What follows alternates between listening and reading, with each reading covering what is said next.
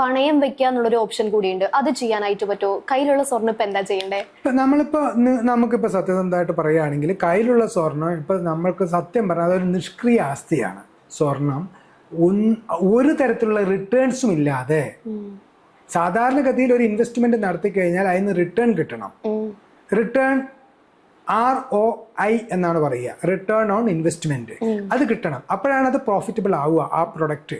പക്ഷെ ഇവിടെ ഈ പറയുന്ന സംഭവം റിട്ടേൺ ഇല്ലാത്ത നിഷ്ക്രിയമായി കിടക്കുകയാണ്.